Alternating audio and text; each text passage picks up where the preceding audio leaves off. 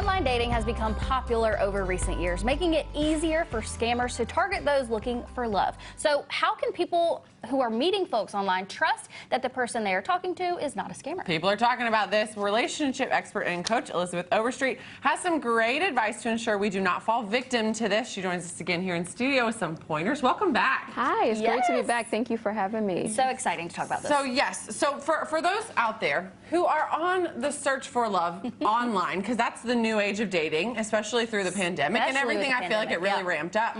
So where should they start? How do we find the right app for ourselves? So I think that like the good thing about online dating is there's so many apps that really tell you kind of what the experience is that you want to have. So there's apps that tell you who's in your area. There's apps that help people who might want more long distance or be open to long distance relationships. There's apps that also, if you have a certain affiliation religion wise, that they will connect you with people like that. So I think now you can actually pick the app that works best for you. You don't have to feel like you have to go with the app that your friend might go for. It's what works for you. Farmersonly.com is where I found my husband. My dad is on Silver Singles. I'm sorry to call you out, Dad. But it's worked for him. So yeah, there are the different varieties. Different options for everyone. That's an interesting way to go about it.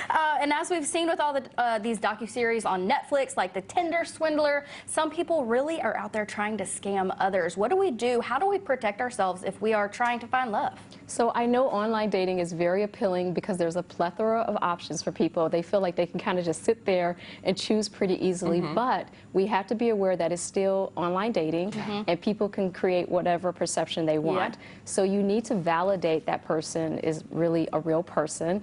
Look them up. It's acceptable to do a background check on people. Some of the apps enable that.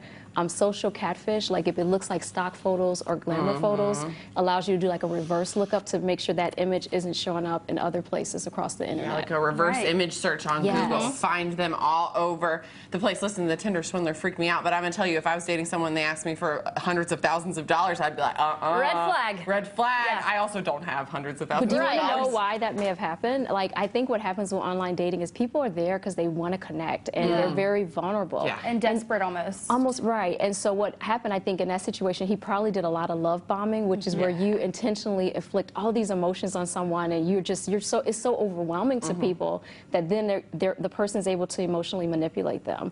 So they're so susceptible and vulnerable to wanting to help them because this person is showing up for them and loving they seem them. supportive. They seem supportive. It's real misleading. So what are some of those red flags that people can be on the lookout while they're kind of browsing the online options? So I think like there's a couple of things. Like if something starts really fast, as a dating coach, I am very leery of that. I think love is almost like a tortoise. Slow and Steady. go. If it's going too fast and someone's making demands so quickly, then that should be a red flag to you. If they're limiting their availability to you, like if it's a lot of mystery around it and it doesn't make sense, don't try to make sense out of something that doesn't make sense. So pull back from that situation, evaluate, and really validate who that person is.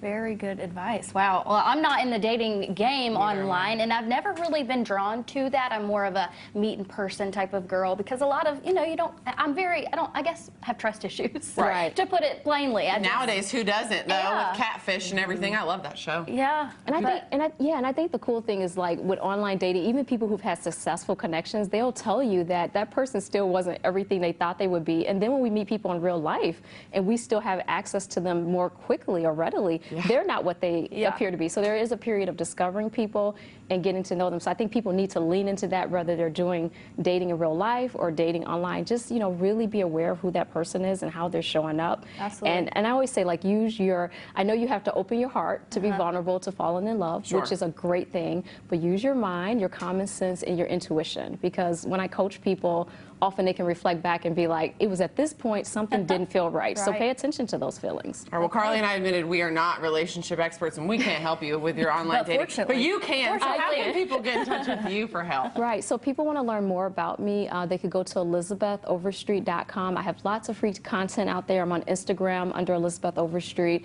I love helping people to find love. I think it's such a great thing I get to do, and I would love for people to come check me out. Yes, so we appreciate you being here. Absolutely. What a great job you have. Thank you again. We're going to have you back. Yes, we have thank you, more to talk Elizabeth. to you about. Thanks.